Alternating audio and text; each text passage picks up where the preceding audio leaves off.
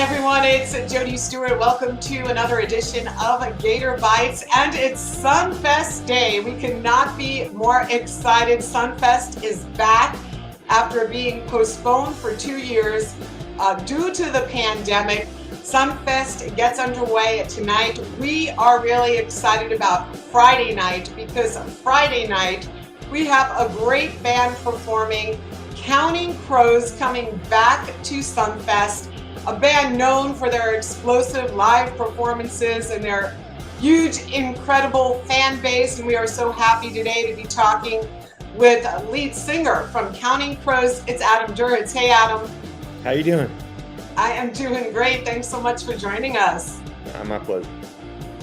So we're really excited about SunFest. I'm guessing you guys are too. You know, it's the biggest music fest along the waterfront, happening right here in West Palm Beach. You guys are no stranger to SunFest. I want to say you performed there, I think it was 2012 the last time we got to see you at SunFest. Yeah, it was a little while ago. I mean, I remember playing it, but I don't remember when it was exactly. Yeah, it's been a while for sure. So how long has it been since you've been on the road? Were you guys down for 2 years because of COVID? Yeah, we were. We did go out last fall. So we toured, I guess, September, October, November. But that was, prior to that, that's the longest I've gone without a gig since I was in my first band. I don't know, 18, 19 maybe. I mean, my first adult band. Right. That was really strange. Yeah, what was that like? What did you do? I hung out with my girlfriend a lot. We watched a lot of movies. Yeah, like all of us. I cooked a lot. That's kind of it. I taught myself a lot of stuff about cooking. I woke up one day a few months into it, and I said to my girlfriend, I'm afraid I'm going to wake up like a year from now, wishful thinking on that, but a year from now and have done absolutely nothing. So instead, I'm going to try to learn to cook everything. So, I did that. So, Adam, what was your signature dish? Which dish are you most proud of that you learned how to make? I made a pork chili verde that was really good. I learned to cook a bunch of different Chinese dishes and Thai dishes. I think the best thing is the chili verde, but yeah. I think my proudest moment is the Thai dish because growing up, there was a restaurant in Berkeley called Cha Am that's gone now, but I went there all the time. It was right near my house, and in the bands, we would all go there. Like, it was where all our bands ate, and they had this specific dish, this green curry chicken that was so incredible. I love Thai food, but it's always kind of disappointing to me that none of the places I get it, that dish doesn't taste right to me anywhere. And Immer and I, our guitar player, it was just such a big deal for us. And so I wanted to learn to cook some Thai dishes, but really I wanted to learn to cook that dish and make it taste like Cha Am's version. So I went through a bunch of different iterations. I tried a bunch of different things, and you're working from this taste memory. Right. And, but eventually I nailed it. And when I did, I had Immer over for dinner, and he took a bite of it, and his face just lit up, and he said, "Oh my God, it's like tasting a memory. This is like my childhood." And it really blew his mind. So like cooking is one thing, but it's hard. I could follow recipes, but to actually cook something and try and adjust it creatively to make it taste like a memory of yours, and then get it. That was sort of the biggest stretch of my abilities and sort of my proudest accomplishment.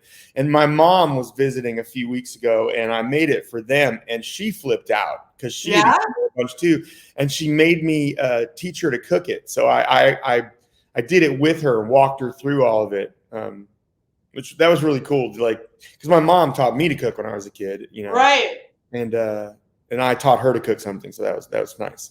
It's so funny what all of us learned and the new things we picked up, the hobbies when we were stuck inside and couldn't do anything else. And now some of these things turned out to be like our biggest accomplishment.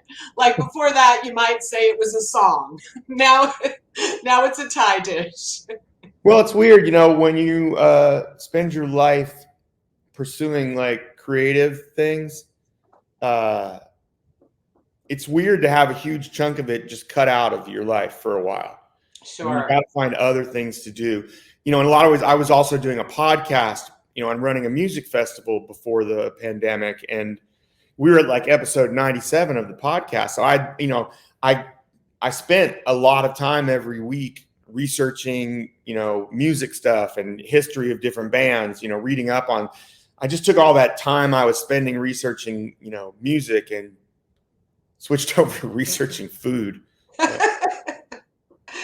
You know what I wanted to ask you? One thing about SunFest that we love is that they now feature a lot of local artists and some up and coming new bands that will get to perform at SunFest this year.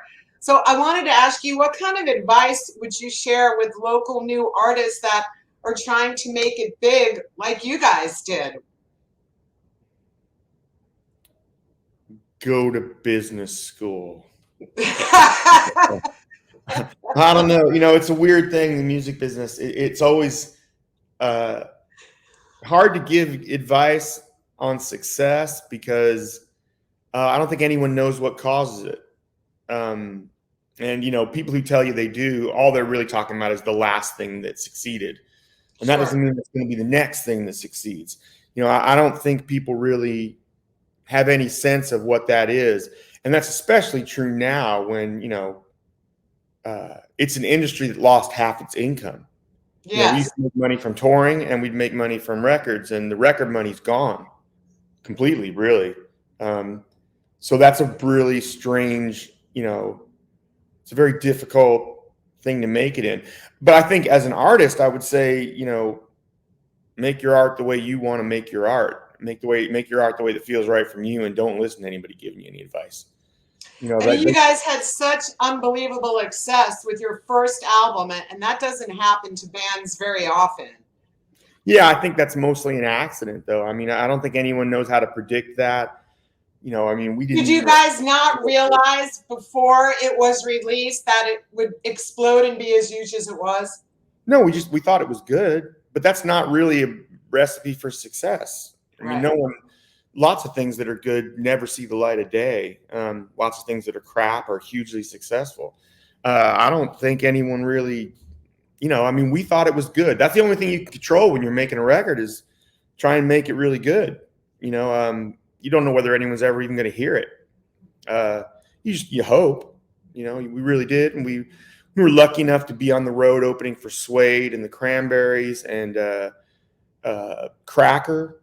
And, there was a lot of heat on them at that moment. So radio stations were coming to see the shows, and they were seeing us. And they were asking us afterwards what our single was. We were lying and telling them it was Mr. Jones. We didn't really have a single. Really? So, it caught on, but it's I think more than anything else, it was playing Saturday Night Live, and that's a combination of that show being a great place to break a band. Yes. And us, we didn't choke at that show. We really killed it. That's like a great performance. And that really changed our career, I think. Is even by the time we played Saturday Night Live, the record still wasn't even in the top 200. Oh, really? Yeah. So even though Mr. Jones was on the radio a lot, it didn't move anything for the record. We were still a really indie college radio band that no one had heard of. And then luckily Saturday Night Live gave us that shot, and that blew up our career. And you guys have an incredible fan base. I mean, they are loyal. They come to see you every time you play. Yeah, I mean, we've been really lucky about that. People, I think we write music that people, it sweeps them up, and it holds their emotions, and they relate to it, and it means something in their lives. And I think they're deeply attached because of that. When I first started, a lot of people were telling me I needed to change the way I wrote songs, that I had too many proper names and place names. And I remember getting advice saying I needed to be less specific because no one would relate to it. I thought that was probably true, but it wasn't. I don't know how you what I think if something means a lot to you, people can tell, and maybe that helps it mean a lot to them. So, Accidentally in Love from Shrek 2, I got to ask you about it because you guys were nominated for almost every award that there is, including an Academy Award. I mean, what was that like for you just to be nominated? Well, it was like losing a lot of awards. But isn't it something that you guys were nominated for an Academy Award? I mean, that doesn't happen all the time. No, it doesn't happen very often, but I would much rather have won. Next one. Next one. I don't know. I mean, I've never been that interested in award shows. I mean, we've been nominated for a bunch of stuff, MTV Awards, Grammys. Yeah. I've never gone to any of them. The only one I really went to was the Oscars and the Golden Globes. That seemed really cool. I wanted to, my parents would have loved that on their mantle. Yeah, well, I was just going to say, I mean, it had to be just as exciting for your parents, if not more. Yeah, I took them to it too. Oh, you did? Yeah, I read something later. The idea of winning an Oscar, bands are really, really collaborative things. Right. When you're in a band, there's so much offered by every person in the band that leads to whatever you accomplish. But the credit often goes to the singer or the songwriter. Yeah. So, there were a couple guys in the band that helped out on the writing of Accidentally in Love, but I flubbed the credits and put all 7 guys' names on the song because I wanted them all to win an Oscar if we won. Oh, that's so nice. But then I read, right before the award show, I read an article about an Academy voter and the different things they were voting for. It was an anonymous Academy voter. And one of the things they mentioned was that in talking about the songs listed for best song, under Accidentally in Love, they said, well, I'm just not interested in this. I hate this song by committee stuff. Nowadays, all these songs that are written by these committees of songwriters, they don't have anything to do with the people who sing them. And I realized, I wonder if a lot of people are going to get the wrong feeling about the song because they're going to seeing 7 names on the song. They're going to think that it's one of those songwriting by committees where it's really just the whole, the band contributes. Sure. And I wanted to I know they contribute, but I wanted it to really mean something where they actually got an Oscar for contributing. And I think I screwed that up. Oh. Doing that, I think that may have, reading that article right before the award show, I was thinking, I hope a lot of people didn't get the wrong feeling about the song because of seeing 7 names, but I don't know. Right. I don't really regret doing it though. I really wanted the guys to get awards too. And it's hard to quantify what it is to be in a band. And it's easily mistaken for just a singer-songwriter and then a bunch of guys. And that's such a huge contribution that they kind of deserve songwriting credit on every song. But yeah, I think what you're saying is you wanted to make sure everyone knew it was a team effort. Yeah, but I think they got the wrong impression. Yeah. But I don't know. So Counting Crows performing on the Ideal Nutrition stage. That is 9:00 Friday night at SunFest. Tickets are still available. So tell us, what could your fans expect from the show? Can you give us a little tease? Expect the unexpected. I don't know. We don't really plan much out ahead of time. We tend to write the set lists around dinner time each night. Really? Yeah, because we don't play the same thing every night. It changes up. So I'm not really sure about that. I imagine we will play the Butter Miracle Suite because we've just been loving playing that. Yeah. And it's really cool to have a 20-minute piece of music like that. I really enjoy it. Other than that, we got a lot of songs I really love. I love playing them. I don't know which ones will be that night, but.